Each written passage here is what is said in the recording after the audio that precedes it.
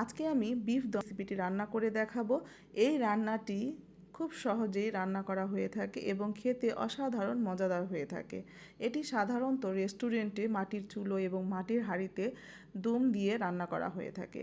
সেই স্টাইলেই বা সেইভাবে আমি আজকে আমার বাসায় নিজস্ব হাঁড়িতেই এই রেসিপিটি দম দিয়ে তৈরি করব।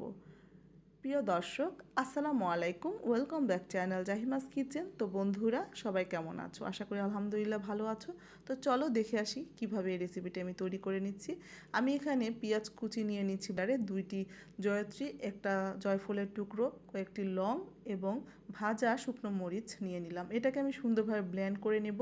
আর এই গ্রেভিটা আমার কারি বা এই রেসিপির জন্য মূল উপকরণ। এটা তরকারির স্বাদ এবং খুব সুন্দর আসবে। তো এখানে আমি হাড় চর্বি সহ 1.5 কেজি গরু গোশত নিয়ে নিলাম। আর এই হাড় চর্বি ছাড়াই মাংসটা কিন্তু মজা না। তো এখানে আমি আলু দিয়েছি, তোমরা স্কিপ করতে পারো। গরম মশলা দিচ্ছি, এলাচ, দারচিনি, তেজপাতা, লবঙ্গ।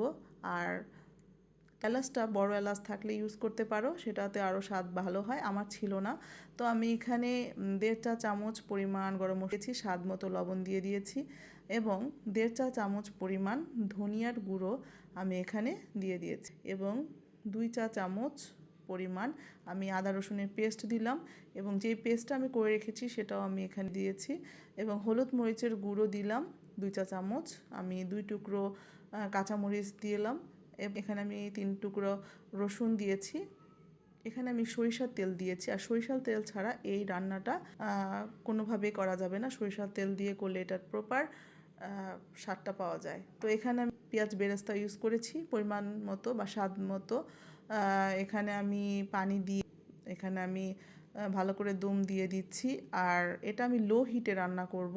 আর দম দিলে এটা আসলে আপনি 25 থেকে 30 মিনিট এটা লো হিটে রান্না করতে হবে। তো এখানে দেখেন আমার সময় 30 মিনিট হয়ে গিয়েছে। এখন আমি এটার মুখটা নিলাম।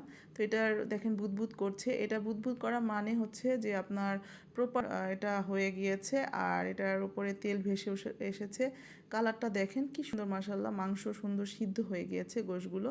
তো এটা আমি পরিবেশন করে নিচ্ছি। এটা সব কিছুর সাথে, গরম ভাত বলেন, পোলাও, সব কিছুর সাথেই খুবই মজাদার। আর রমজান মাসে এরকম মজাদার দম বিফ হলে তো আর কিছুই লাগে, আলহামদুলিল্লাহ।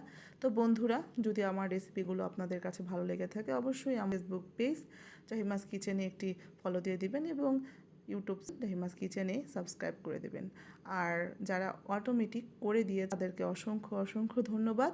সবাই ভালো থাকবেন, সবাইকে জানাই ধন্যবাদ। ভালো থাকবেন।